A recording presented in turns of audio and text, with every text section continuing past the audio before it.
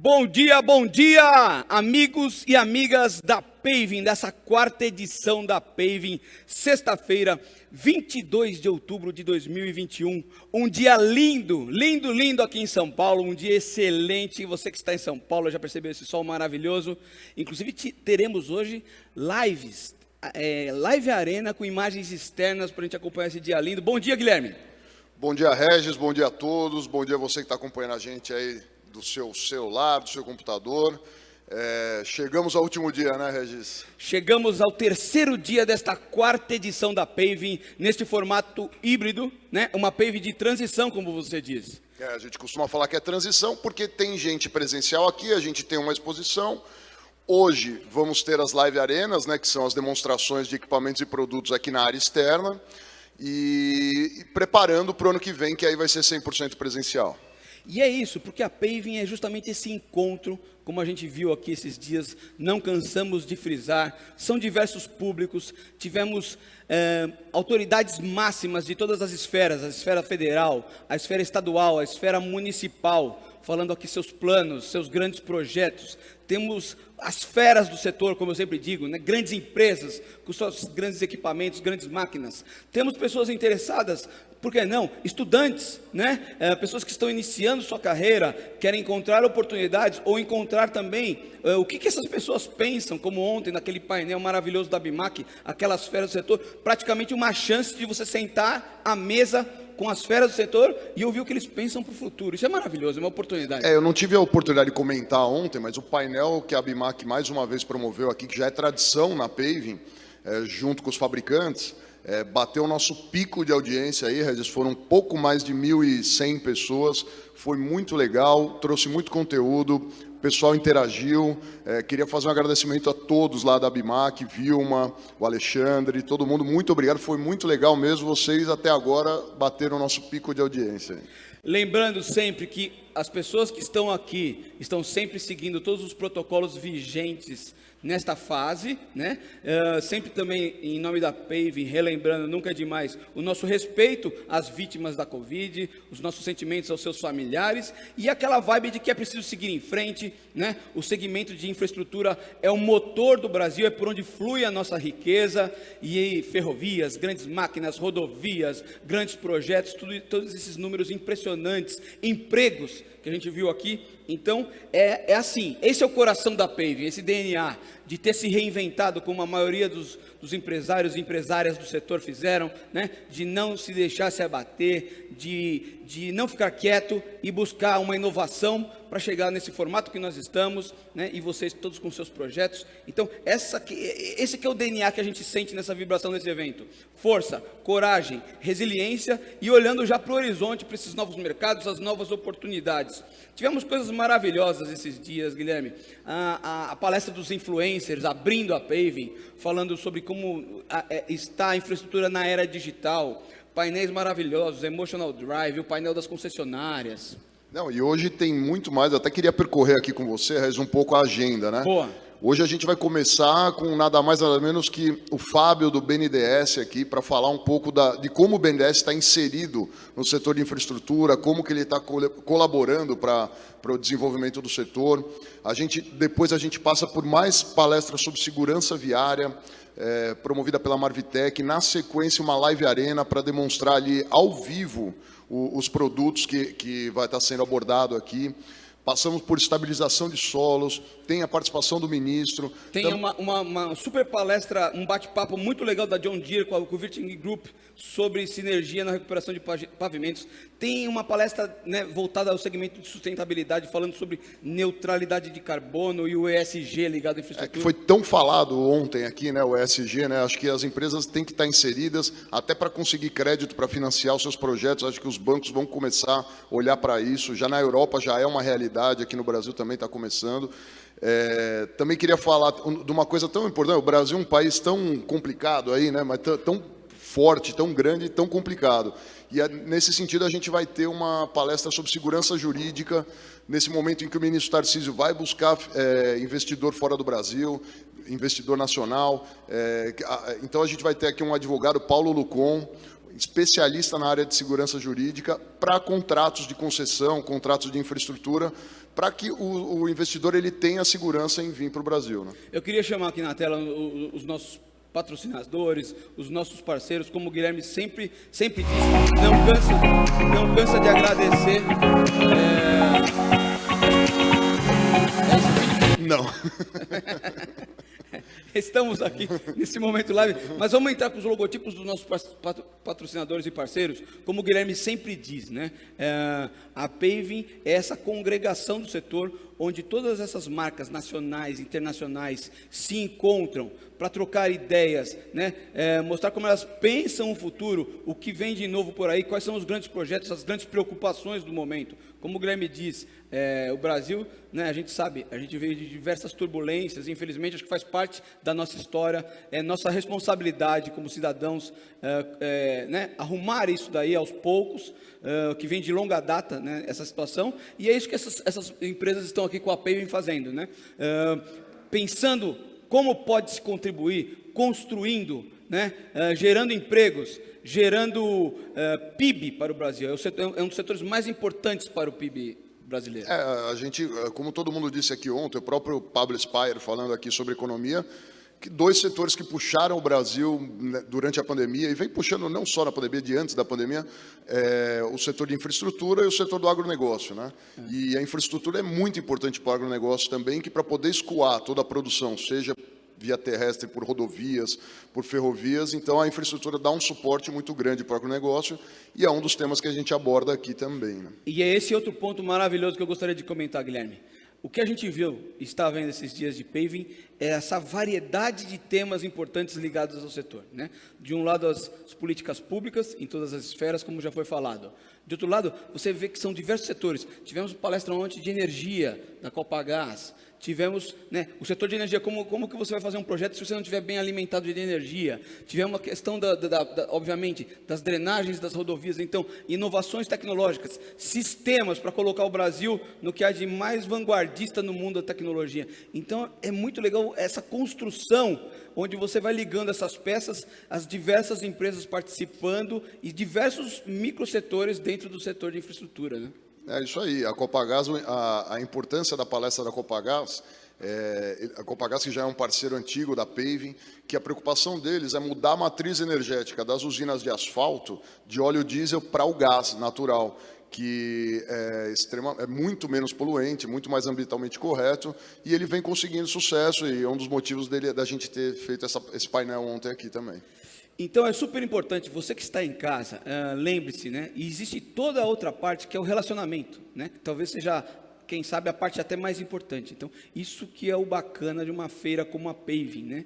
Os negócios que são gerados através do relacionamento, de quem está aqui presente, circulando no espaço de exposição, né? Os expositores ali super felizes com os resultados, novas conexões, novos negócios surgindo, novos interesses. Então, que vocês possam estar presentes na Paving de 2022, em junho, onde aí sim poderemos estar todos, queira Deus, presencialmente, né? Voltando à ativa com todo esse relacionamento, que é isso que as pessoas querem, né? Trocar essas ideias, fazer grandes negócios. É isso aí. E hoje, Regis, vamos dar sequência, que hoje a agenda é cheia, muita gente bacana aqui para estar com a gente.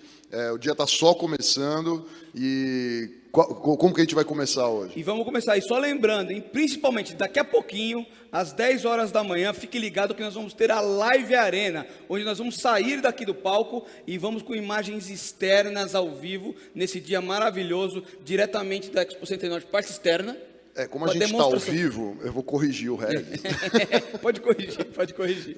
Não é às 10, é às 10h40. 10h40.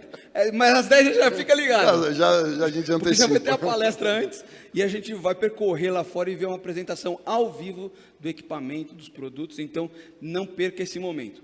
Como você falou, Gui, vamos então dar início ao nosso terceiro dia de palestras de conteúdo de excelência aqui na Paving, começando com uma super palestra com o tema O Banco de Serviços e o Mercado de Infraestrutura Brasileira. Eu gostaria de chamar aqui ao palco para apresentar para vocês esse super conteúdo, atualizar o Brasil do BNDES, o diretor de concessões e privatizações do BNDES, o senhor Fábio Abraão. Seja bem-vindo à Paving, senhor Fábio Abraão. Muito obrigado. Bom dia, obrigado, Bom dia, Regis, tudo obrigado, bem? Guilherme. Bom dia, Fábio. Bom dia a todos que nos assistem. Muito nos honra a sua presença aqui. A gente procura na Paving mostrar a parte técnica, a parte política, a parte de mercado, de economia e a parte de financiamento também, de como que a gente consegue fazer aqueles grandes projetos aqui do Brasil para poder viabilizar, né? E nesse sentido, vai ser um prazer aqui ouvir a tua Ótimo palestra. painel para vocês, com licença. Obrigado, com certeza. Fábio, eu queria começar o nosso bate-papo aqui, você apresentando um pouco, se apresentando um pouco e falando do seu papel lá no BNDES. Perfeito, Guilherme. Bom, o banco, há 2 anos atrás, quando nós decidimos montar o que acabou se convencionando chamar de Banco de Serviços, BNDES, nós tínhamos alguns pensamentos muito claros de como que o banco poderia mudar o papel e ajudar ainda mais o Brasil no desenvolvimento da infraestrutura. E havia 2 elementos muito importantes. O primeiro deles é como ajudar o Brasil a ter projetos de alta qualidade, com consistência e com formação de pipeline. E isso a gente entende que é um elemento fundamental para a atração dos investidores nacionais e internacionais. O segundo, como que a gente abre ainda mais o mercado de infraestrutura brasileiro. E abrir significa ter uma quantidade de operadores, uma quantidade de provedores de serviço, né, de alta qualidade, cujo foco seja prestar o serviço de infraestrutura, prestar bem. Então, essas 2 questões eram as questões originais e fundamentais. A partir disso, nós montamos uma estrutura que, como eu disse, convencionamos a chamar de banco de serviços, e a materialização, né, desse trabalho é basicamente avançar alguns passos na identificação e estruturação das oportunidades de investimento. E como é que se faz isso? Montamos um time de estruturação de projetos de infraestrutura. Então, a gente segregou alguns times do banco. Hoje, o banco ele é o maior estruturador de projetos de infraestrutura do mundo, como uma casa específica. Né? Então, montamos esse time, a gente tem algo em torno aí de 250, 260 profissionais dedicados. Evidentemente, precisamos montar sistemas, assim foi, montagem de carteira e assim por diante. E qual que é o ponto importante nessa história? Enquanto o banco avança na estruturação de projetos, significa que nós estamos ajudando estados, municípios, governo federal a identificar as oportunidades, a montar essas oportunidades e levá-las ao mercado. E esse processo, ele é um processo que ele tem, eu diria para vocês, tem 3 etapas. Tem uma etapa muito visível, que é a etapa de montagem dos projetos, que é aquilo que, vamos dizer assim, ele se materializa no edital, por exemplo. E tem 2 outras que elas são igualmente importantes, eu diria que até mais complexos e quase que invisíveis. A primeira é a gestão de stakeholders, ou seja, para a gente chegar num ponto de fazer um leilão, que seja de rodovias, saneamento, iluminação pública, ativos ambientais, antes a gente tem que conversar com diversos entes envolvidos. Isso vai da população do local, dependendo do projeto, Ministério Público, órgãos de controle, o legislativo local, às vezes o legislativo federal, evidentemente o executivo, às vezes é o Estado, às vezes o município, às vezes o governo federal, muitas vezes mais de uma dessas esferas. No caso do saneamento, por exemplo, o poder concedente é o município, mas o Estado ele é o organizador dos leilões e tem um papel importante. Então, esse processo todo de arquitetura simultâneo num país como o nosso, democrático, com independência entre poderes, entre órgãos de controle, e aí Ministério Público, assim por diante, ele é fundamental para que tudo aconteça sincronizadamente. Então, além da estruturação, como eu mencionei no início, esse desafio de concatenar as diversas esferas que a gente convenciona chamar de gestão de stakeholders, é outra parte do escopo do nosso trabalho, importantíssimo. Eu diria, ele é invisível, mas que se reflete na materialização das oportunidades de investimento. O terceiro é a ativação do mercado investidor. Por quê? Vou pegar aqui alguns exemplos, né? A nossa carteira hoje, só para estruturação de concessões e PPPs de infraestrutura, ela soma de CAPEX algo em torno de 300 bilhões de reais. Tá? Então, realmente é muito expressivo. Dando alguns números para vocês, na parte de saneamento, nossa carteira ela impacta positivamente algo em torno de 40 milhões de brasileiros. Em rodovias, o Brasil tem hoje mais ou menos 20 mil quilômetros concessionados, a nossa carteira tem quase 19 mil quilômetros.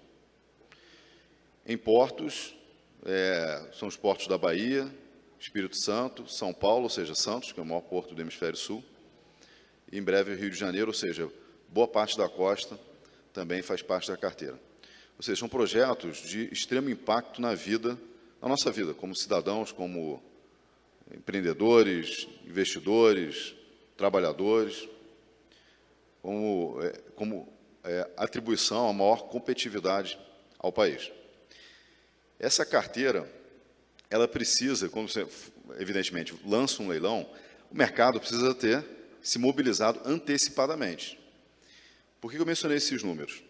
No caso do saneamento, por exemplo, o Brasil tinha, em 2019, mais ou menos, como campo de atuação da iniciativa privada no saneamento, algo em torno de 4% dos municípios, normalmente municípios pequenos. Quando a gente faz um salto de algo em torno de 4% dos municípios para 40 milhões de brasileiros, em 2 anos, 3 anos, significa que o mercado investidor ele precisa se preparar antecipadamente, no sentido de você ter os operadores, a estrutura de capital, reorganização de equity e assim por diante. Rodovias é a mesma coisa. Todos esses setores que eu mencionei, o caso de portos, por exemplo, né, claro que o leilão de terminais portuários é algo que o Brasil já faz há bastante tempo. O ministro Tarcísio está tendo um extremo sucesso nisso. A nossa carteira de portos ela não é dos terminais, é dos portos propriamente ditos. Ou seja, se estivesse no shopping center, o terminal é a loja, mas a gestão do shopping são as autoridades portuárias. Então, a nossa carteira é das autoridades portuárias, ou seja, ela influencia todos os terminais do porto.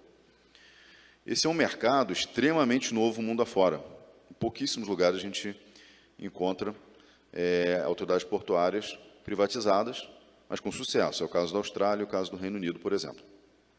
E do Brasil, muito em breve.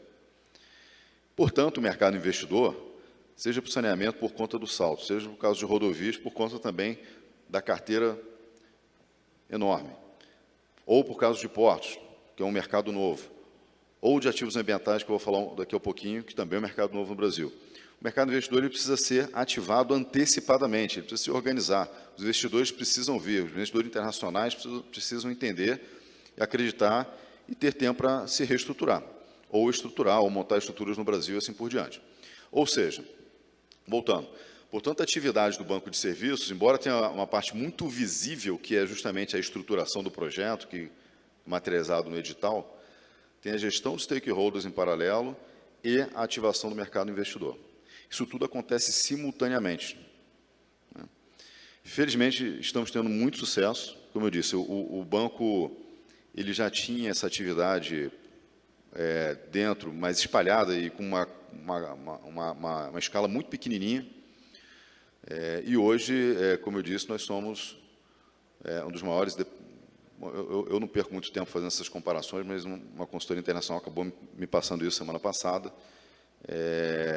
Hoje é o maior estruturador como uma única entidade de projetos de infraestrutura no mundo. A primeira onda foi justamente a onda da infraestrutura mais pesada. Então, entraram as rodovias, que daqui a pouco a gente começa já a fazer os leilões. Os primeiros serão de rodovias do Estado de Minas Gerais, na sequência Rio Grande do Sul e assim por diante. Na sequência, o saneamento, já fizemos vários. Né? O primeiro foi em Alagoas, o segundo no Rio de Janeiro, que foi a maior desestatização desde as TELs até então. SEDAI, né? Foi da SEDAI. A gente mobilizamos 50 bilhões de reais. Tem agora uma sequência. Hoje mesmo, eu vou lá na B3 bater o martelo. Hoje vai ser de gás, a privatização da Sulgás. Então, esses 3 movimentos que eu comentei, eles acontecem simultaneamente, eles estão dando certo, dão resultados, e a primeira onda foi montar a carteira para esses projetos de infraestrutura mais hard. A partir do ano, mais ou menos há um ano atrás, a gente tomou a decisão de montar uma carteira de projetos socioambientais. Montamos um outro grupo, conjunto de, são algumas dezenas de profissionais lá do banco, e essa carteira socioambiental nós iniciamos com os ativos ambientais, unidades de conservação e florestas. Nossa carteira hoje tem 2,2 milhões de hectares de florestas e algo em torno de 60 unidades de conservação, também a maior carteira de ativos ambientais do mundo. E a terceira onda vai ser avançar ainda mais na infraestrutura social, que é algo que a gente tem alguns projetos, tem um grande aqui em São Paulo em educação, que vai impactar algo em torno de 60 mil alunos, tem alguns de saúde, mas a ideia é que as outras esferas dos projetos socioambientais a gente dê o próximo passo a partir do ano que vem. E por que foi feito dessa forma? A gente entende, você comentou muito bem, Guilherme, que o mundo ele demanda o desenvolvimento e o desenvolvimento sustentável. Isso surge a partir de uma demanda da sociedade, dos investidores, é algo que não é possível mais ignorar. O Brasil possui um portfólio de ativos ambientais sem paralelo. Então, quando nós montamos a nossa carteira de ativos de infraestrutura mais tradicionais, embora mercados novos, né, como eu comentei, e na sequência de ativos ambientais, a ideia é que nós façamos o casamento entre um e outro. Como é que é feito esse casamento? A partir do momento que tem o desenvolvimento de uma infraestrutura, digamos, uma rodovia, nós tenhamos no nosso portfólio, por exemplo, unidades de conservação, e um possa retroalimentar o outro, ou seja, quem estiver investindo na rodovia vai também estar contribuindo para a proteção ambiental através de algum dos nossos ativos ambientais. Ou seja, o nosso portfólio... Funciona como uma contrapartida do contrato do financiamento. É isso. E isso é transformador, porque significa que nós utilizamos a nossa base de ativos ambientais, não só, enquanto, vamos dizer assim, numa primeira visão, né, é um custo proteger e monitorar, na verdade, ele alavanca o investimento nas outras áreas e ele passa a ser um atrator de investimento, e esse investimento ele torna possível justamente fazer a proteção. Então, deixa de ser vamos dizer assim, um elemento de gasto ou de simplesmente, né, de gasto de orçamento, e assim por diante, ele passa a ser um alavancador de investimento, simultaneamente promovendo a proteção ambiental. É interessante porque o governo apanha tanto pela questão ambiental, né, tudo que acontece, e tem coisas que o BNDES está fazendo, o Ministério está fazendo, e as pessoas ainda não têm ciência disso, né? Então é importante esse bate-papo para todo mundo entender, né, que tem essas contrapartidas, que o contrato de concessão não é só ir lá, derrubar a floresta, passar uma estrada no meio, uma ferrovia, né? Então é bastante interessante. Exatamente, Guilherme. E esse é um desenho muito inovador também. Muito em breve a gente vai conseguir já fazer o lançamento disso com a primeira operação. Então, o banco passou, portanto, né, com o primeiro desenho montando a carteira e, enfim, executando a infraestrutura RAD. Você sabe que esses projetos eles são de alta complexidade, né? O Banco de Serviços ele fez 2 anos agora. Então, projetos dessa complexidade demoram de 1 ano e meio a 2 anos e meio para ficar prontos, ou seja, daqui para frente, embora já tenhamos feito alguns leilões, vai ficar muito mais intenso. Os ativos ambientais, o primeiro leilão vai ser agora no final do ano, com o Parque de Foz do Iguaçu. Depois, na sequência, entram outros. E a terceira onda serão os demais ativos sociais. Tá? Certamente a educação está no topo da lista, mas é o que a gente vai anunciar em breve. Então, esse vamos dizer assim, é o desenho macro. Passando alguns números para vocês. Né, do ponto de vista isso, evidentemente, tudo que eu comentei é dentro do escopo de concessões e PPPs. A parte de privatizações é um outro escopo, que influencia tremendamente a infraestrutura. Né. A privatização da Eletrobras, por exemplo, é uma transformação do setor. Né. Quando a gente olha Correios, tem um impacto, não é a infraestrutura hard, mas é um elemento de competitividade da cadeia produtiva brasileira que deságua no uso da infraestrutura, tremendo também. Mas hoje o nosso portfólio ele atinge algo em torno de 170 projetos simultâneos. Muito conservadoramente, o CAPEX, mais as outorgas já pagas, tá? Ou seja, outorgas passadas e o CAPEX futuro estão a 300 bilhões, e por que isso é conservador? Porque isso não considera, por exemplo, as outorgas futuras. A gente não abre esse número, até para não influenciar o mercado, mas vamos lembrar aqui que, em alguns casos, esse valor ele é, às vezes, até maior do que o CAPEX. Vamos lembrar de um caso bem recente, saneamento Amapá. Quem que há 2 anos atrás poderia imaginar que o projeto de saneamento no Amapá, que é um estado que tem uma população menor, quando a gente compara com os outros do centro-sul do Brasil, tem uma capacidade de pagamento da população menor também, né? São áreas muito extensas, população concentrada na capital e o restante muito espalhado, e teve uma disputa tremenda no leilão. O resultado foi uma mobilização de capital de 5 bilhões de reais. 3 bi para CAPEX, investimento no saneamento, incluindo água, esgoto, nas cidades, regiões remotas, assim por diante, e 2 de outorga, que é revertido. Isso entra para a saúde financeira do Estado e é revertido em outros projetos de infraestrutura. Isso em 2019, e eu me lembro com clareza, era algo que a gente comentava no mercado, mesmo no governo, e as pessoas não acreditavam. Pô, vai ter um leilão desses, né, no Amapá, e vai ter disputa, e sim, está materializado, está acontecendo.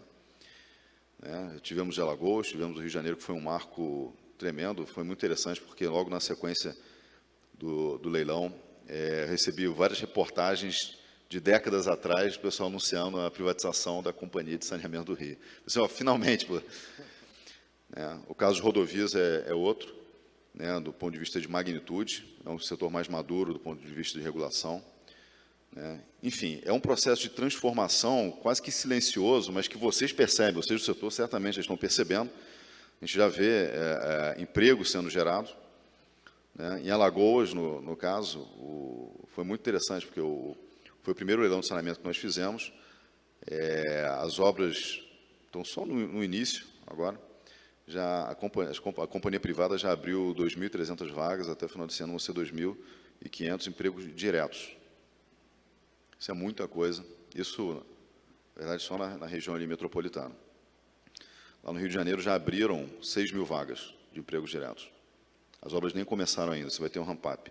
Nosso cálculo é por baixo, lá, algo em torno de 45.000 posições. É mais do que o setor naval abriu no Rio de Janeiro, no auge lá dos subsídios, etc. Então, aqui para finalizar essa primeira troca de ideias, portanto, isso é uma mudança estrutural do papel do banco. Enquanto antes nós tínhamos projetos que eram feitos, enfim, de determinada qualidade, às vezes projetos muito bons, muitas vezes projetos muito ruins. Isso desaguava no banco, e o banco ele era chamado a entrar muito fortemente nas operações de dívida. O nosso papel hoje é montar excelentes projetos, atrair o mercado, e essa qualidade de projetos, ela monta um mercado investidor, e esse mercado investidor, naturalmente, cria suas fontes de financiamento. O BNDES é a parte, mas é muito longe de ser a única fonte. A gente tem uma participação hoje de outros bancos de desenvolvimento, fontes privadas, muito mais intenso do que acontecia antigamente, e esse processo ele passa a ser natural e competitivo. O que significa que os projetos são muito melhores, porque ele tem que passar pelo crivo de atração do investidor, seja no equity ou na dívida. Portanto, o projeto tem que ser bom, e a gente desconecta simplesmente uma dependência do Estado brasileiro. Por que isso daí é excelente do ponto de vista mesmo de um banco de desenvolvimento estatal? Porque significa que todo o balanço do banco ele é muito robusto, mas todo o balanço é finito. Quando nós fazemos esse movimento e conseguimos trazer investidores, seja no equity, seja na dívida, e compartilhamos a dívida com o mercado, significa que sobra mais balanço para mais projetos. Entendi. Estão chegando algumas perguntas aqui, Fábio. Uma delas, na verdade, não é uma pergunta, é a Sandra lá do Amapá, realmente elogiando o trabalho que foi feito lá, né, nesse sentido. E as outras duas perguntas, uma eu sei que é da sua área, a outra eu não sei mas talvez você possa responder. Sim, tem muito, com essa quantidade de projetos que tem, com essa carteira de projetos, né, como vocês costumam dizer, uma série de concessões que já foram feitas, outras que vão ser feitas, e é uma tendência mesmo, né, seja em qualquer modal. A pessoa está perguntando aqui o seguinte: um novo player que está chegando agora, eu conheço novos players que não atuavam em concessão de rodovia e hoje atuam no Mato Grosso do Sul e várias outras. Como que esse novo player, ele chega lá no BNDES, ele ganha a concessão, ele primeiro procura o BNDES, ou depois que ele ganha a concessão, ele vai no BNDES ou em algum outro banco de desenvolvimento? Vamos lá. Excelente pergunta. Lembra que eu comentei no início que nós tínhamos dois objetivos primários, né? Um é a montagem de uma carteira de qualidade consistente e o outro é abrir o mercado de infraestrutura brasileiro. Como que a gente abre o mercado de infraestrutura brasileiro com qualidade? Não é subsidiando, seja através de equity, ou seja através de dívida, escolhendo setores e companhias. Não é assim. Então, como é que a gente promove? Isso tem que acontecer através de um processo natural de competição. Então, eu vou dar exemplo de rodovias.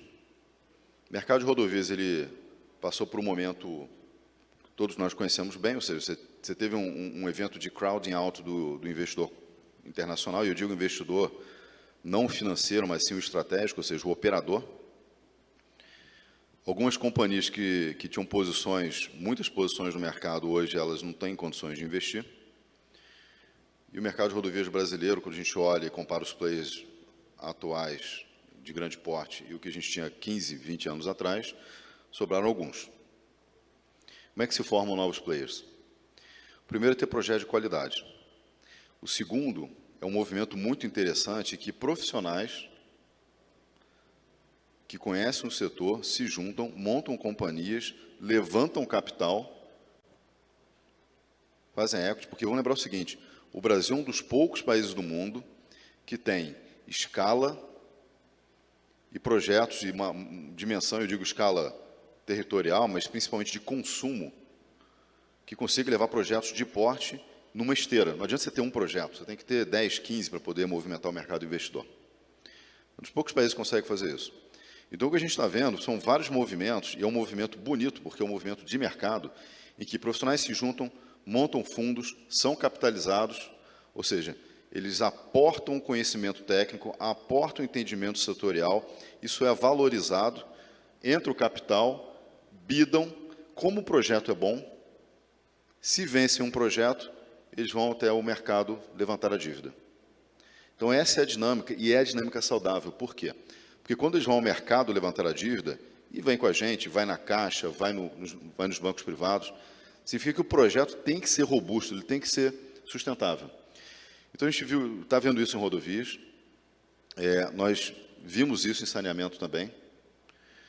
O que eu mais gostei no Leilão do Amapá, embora às vezes a gente se prenda aos números, etc., não foi o fato da mobilização de 5 bilhões, e eu diria que é muito bom ver também no estado amazônico uma competição, mas o mais interessante não foi isso. O mais interessante foi que nós vimos uma diversidade de players de qualidade que não tinham aparecido em outros leilões. Ou seja, é o mercado se organizando para competir.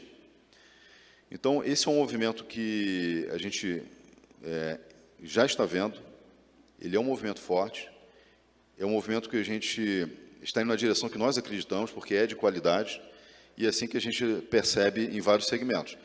Foi assim no saneamento, que foi a primeira parte da carteira que a gente levou de forma intensa ao mercado, já está sendo assim em rodovias, e os ativos ambientais está no começo, porque foi a terceira parte da carteira aí que nós começamos a desenvolver.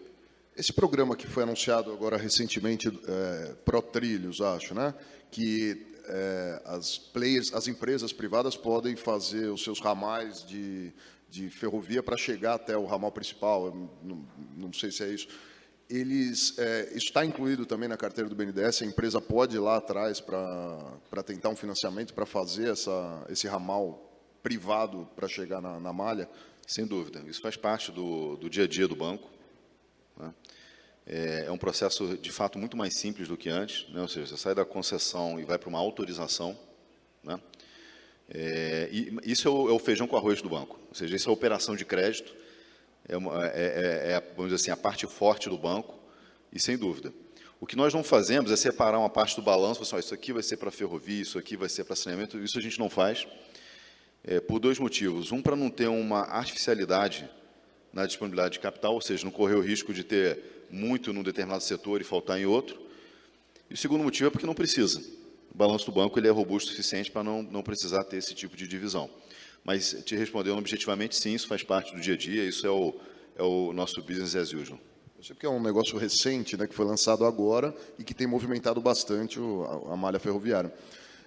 A outra pergunta que eu queria te fazer, que chegou aqui para a gente da internet, foi feita ontem também no painel da BIMAC, que é relacionada a máquinas, né, financiamento de máquinas, e especificamente o FINAME, né, que ele diminuiu muito, né, e impacta bastante o setor.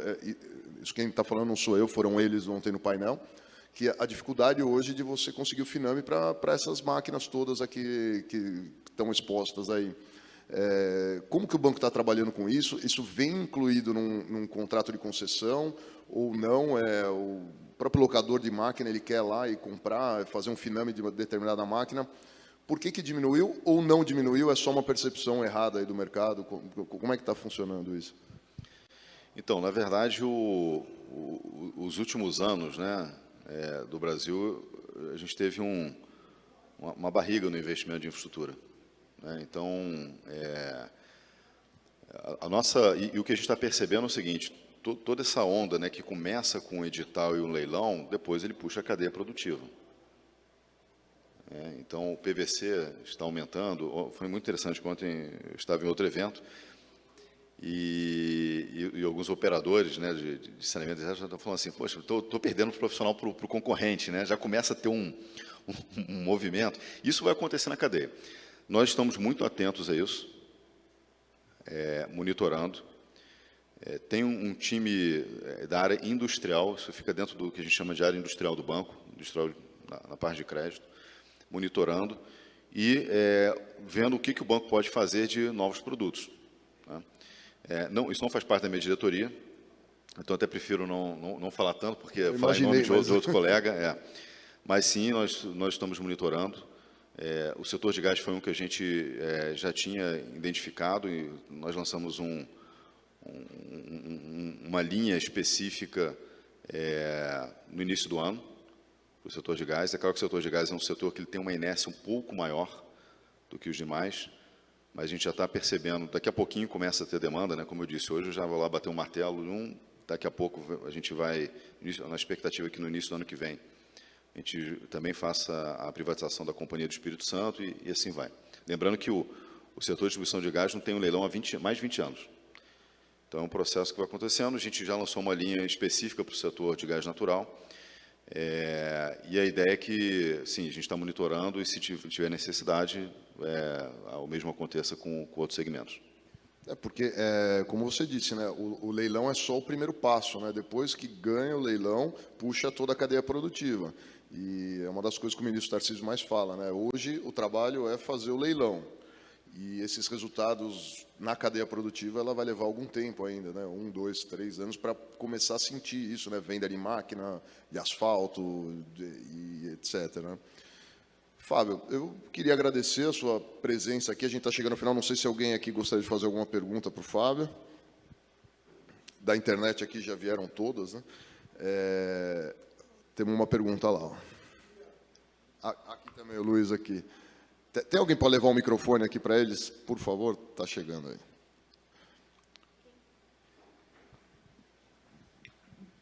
Bom dia, Fábio. Bom dia. Sou Bernard, sou da Strata Engenharia, uma empresa de consultoria. Eu queria saber qual a posição do banco em relação à contratação de consultores qualificados.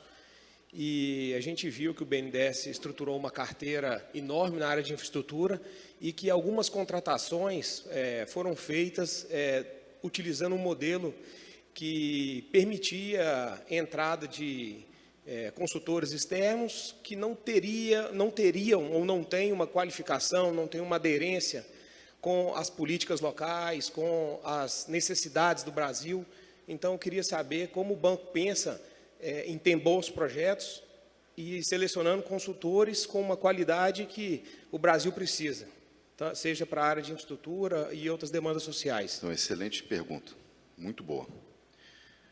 Qual que é a realidade do banco? E esse foi talvez a primeira mudança estrutural, tá? Quando a gente decidiu montar o banco de serviços. Como é que o banco ele era obrigado a contratar consultores anteriormente? O modelo de pregão, que é um modelo muito ruim. Ele pode ser muito bom para se comprar, sei lá, canetas, mas não serviço especializado.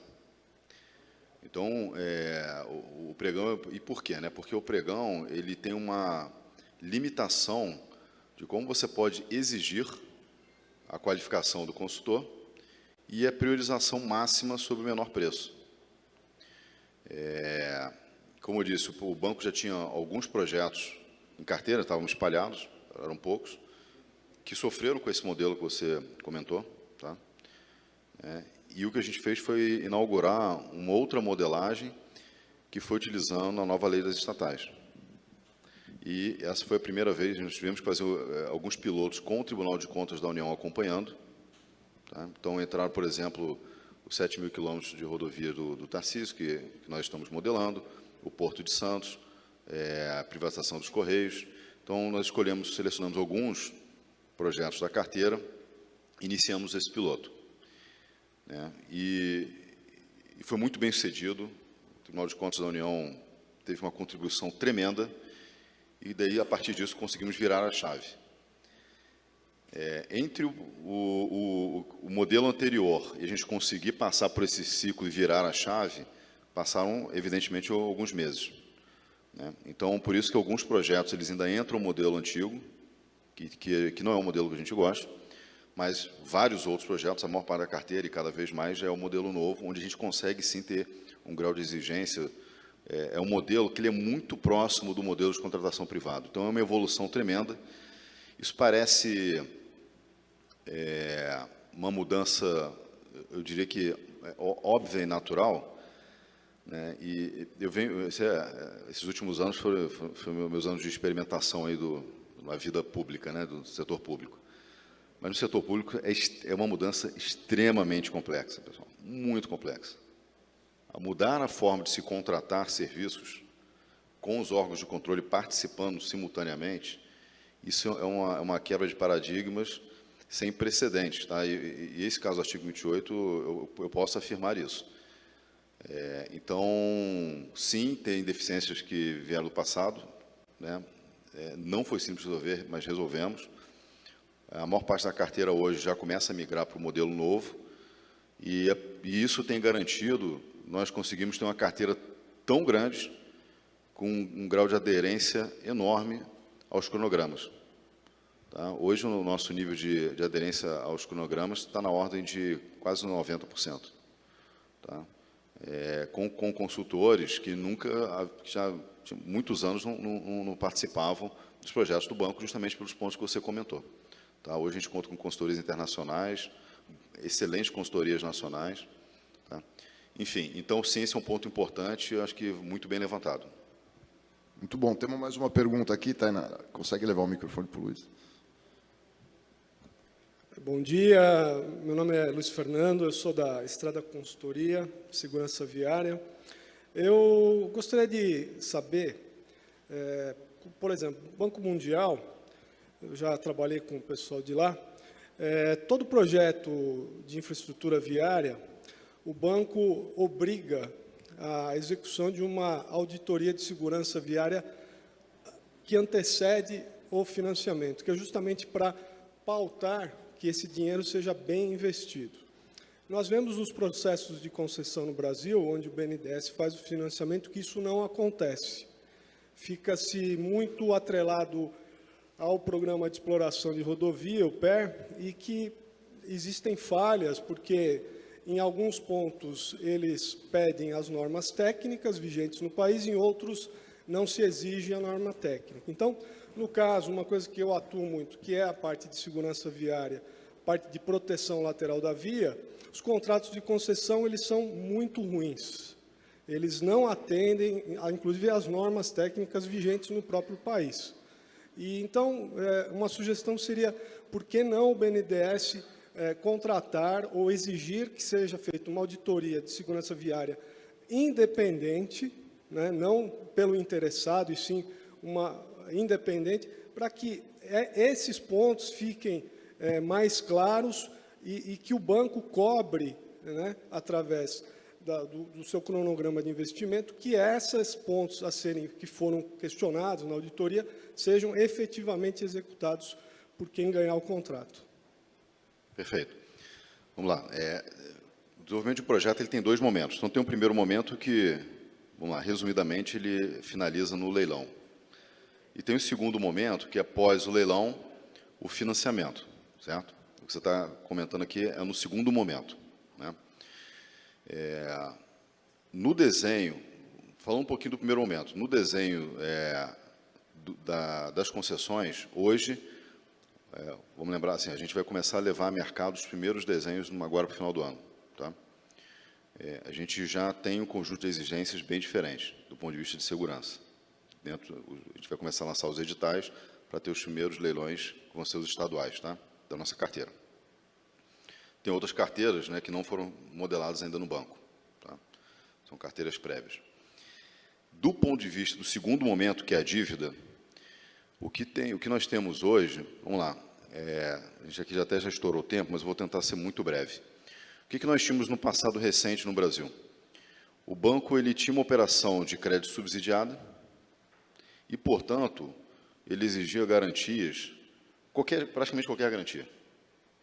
Certo? Então, no final das contas, o risco observado, né, do projeto específico era menor, porque justamente por operar no modelo de subsídio, o mercado era capaz de gerar garantias que seriam hoje muito caras.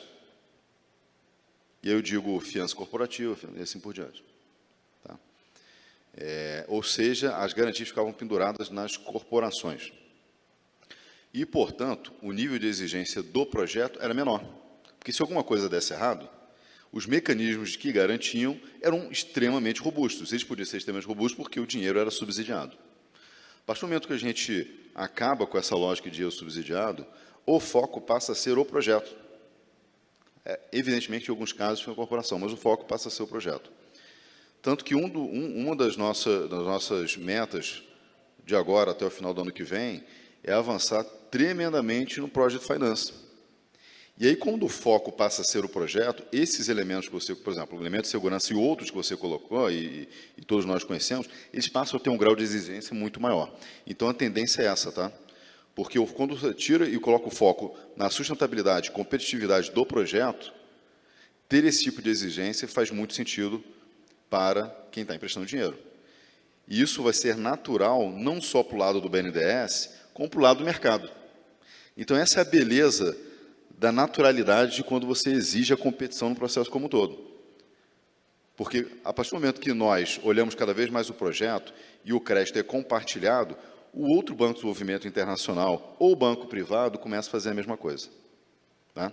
Então, isso é uma transformação. A gente não, infelizmente, a gente não muda o país em 2, 3 anos, mas a gente planta sementes e os efeitos vão sendo sentidos. Então, essa transformação que você mencionou é um aspecto específico desse sistema maior que eu comentei.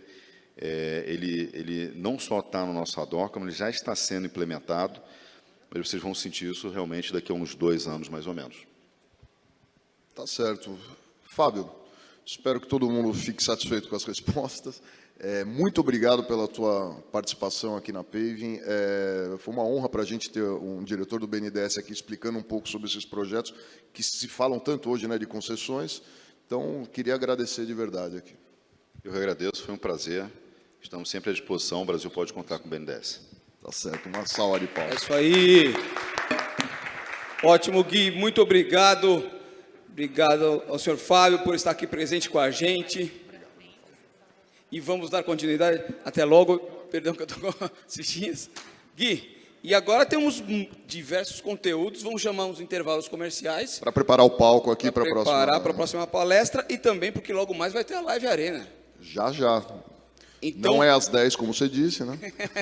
então, fique conectado porque já já tem mais conteúdo aqui na Paving, não sai daí. Até já.